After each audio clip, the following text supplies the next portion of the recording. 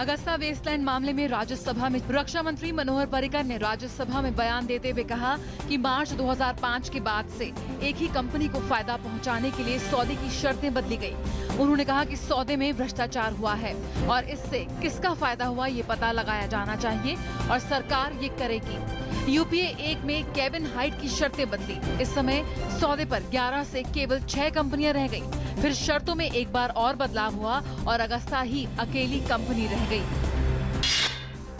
रक्षा मंत्री ने राज्यसभा में एक फाइल से पढ़कर कहा कि श्रीनगर में हेलीकॉप्टर के ट्रायल में दिक्कत आई।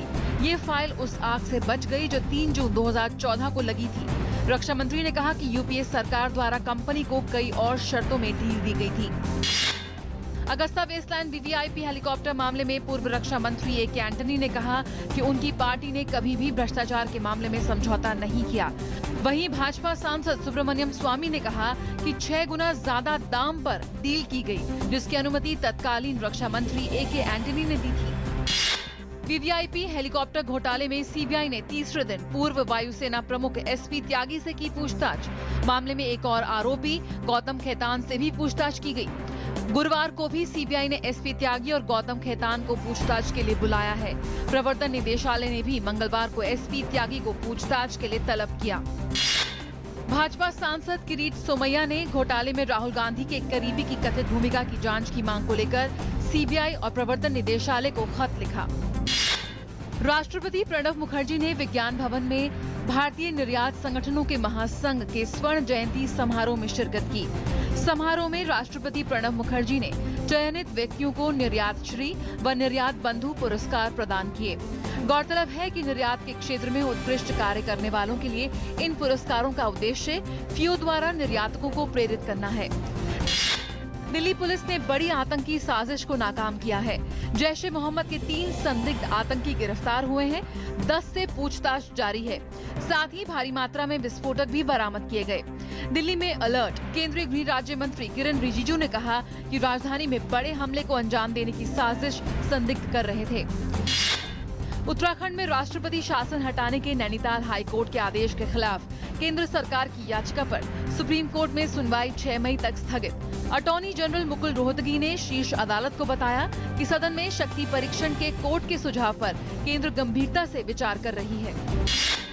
सुप्रीम कोर्ट का तंबाकू कंपनियों को निर्देश। उत्पादों पर तत्काल लगाएं बड़े चित्र वाली चेतावनी।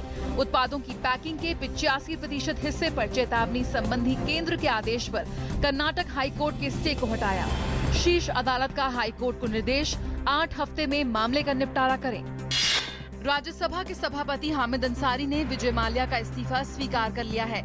इससे पहले कल तकनीकी कारणों से माल्या के इस्तीफे को स्वीकार नहीं किया गया था, जिसके बाद उन्होंने दोबारा इस्तीफा भेजा, जिसे स्वीकार कर लिया गया।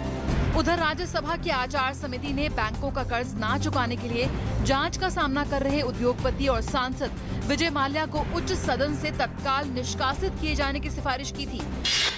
केरल में दलित छात्रा से कथित बलात्कार और उसकी हत्या का मामला आज संसद के दोनों सदनों में उठा। बीजेपी ने इस मुद्दे को लेकर केरल सरकार पर जमकर निशाना साधा।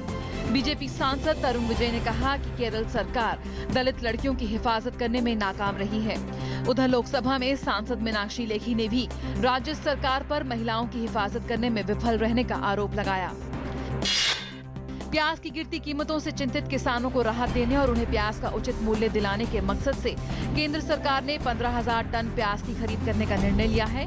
इनमें 10,000 टन प्याज SFAC और 5,000 टन नेफेड के जरिए खरीदा जाएगा। सौर ऊर्जा बिजली की जरूरत को पूरा करने के लिए बेहतर, सस्ता और टिकाऊ साधन है। इस दिशा में सरकार की पहल का एक नमूना जम्मू के कटरा रेलवे स्टेशन पर देखा जा सकता है। अंतर्राष्ट्रीय मुद्रा कोष ने इस वर्ष के लिए भारत की आर्थिक विकास की दर का 7.5% रहने का अनुमान जताया। IMF का कहना है कि ईंधन की कीमतों में आई गिरावट से भारत को काफी फायदा हुआ है। इस साल अगस्त में ब्राजील के रियो डी जेनेरियो में होने वाले ओलंपिक खेलों की मशाल मेजबान देश में पहुंच गई है।